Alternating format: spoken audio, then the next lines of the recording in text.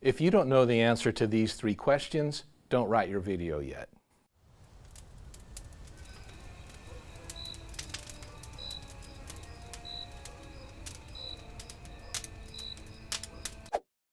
Who is the audience for your video? Someone exactly like me. Wrong answer, not true, kinda lazy. You wouldn't play jazz for hillbillies. You wouldn't play country music for goths. You wouldn't take a NASCAR stadium full of 50,000 fans and swap in ballet. But you're being almost that tone deaf if you write your video without considering your audience. You know what your main ingredient is if you're whipping up a big recipe of boredom? Irrelevance. So make sure that you're not just saying what you want to say.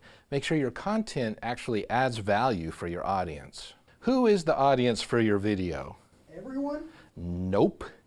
In the battle for hearts and minds, you want to punch one person hard, not line up the whole world and thwip them in the ear. You write to everyone, you'll persuade no one. If it turns out you really do have to write for multiple audiences, they can't all weigh the same. Pick one of them as your primary audience and then craft your content mostly for them.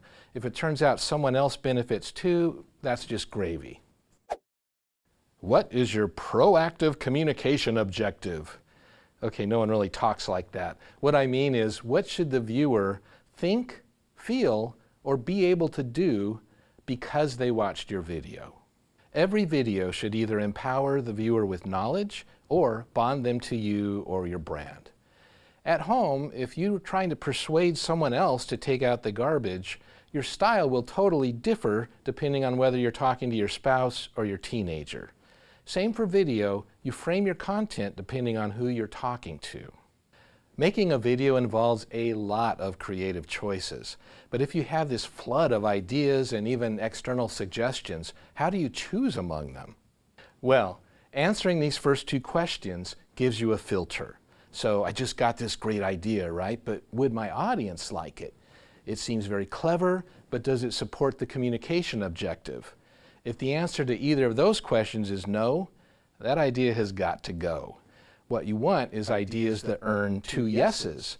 My audience likes it, it supports my main point, now that idea can stay. How will you measure whether your video succeeded? Sometimes when I'm in pre-production meeting with clients, I ask them, how will you know whether this video is a success? And they're stumped. They just never thought about it. Well, the concept's not that hard. We're just saying every video you make takes some effort. Was the effort worth it?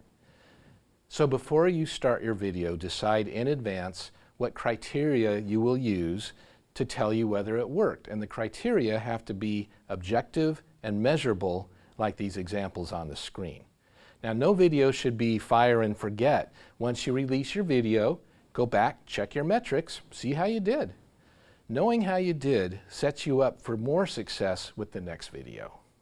Now, anyone can look like an excellent marksman if you shoot your arrow first, then wherever it happens to stick, you paint a bullseye around it. That's not going to work for video. With video, you have to call your shot first, hit it, then prove you hit it. So start every project knowing 3 things. Who is this for? What's the point? How will I know it was worth it? Now, if you can't answer those, don't write your video yet. You're not ready. But the good news is, if you do know those answers, they become simple, effective tools that will help you craft a powerful video.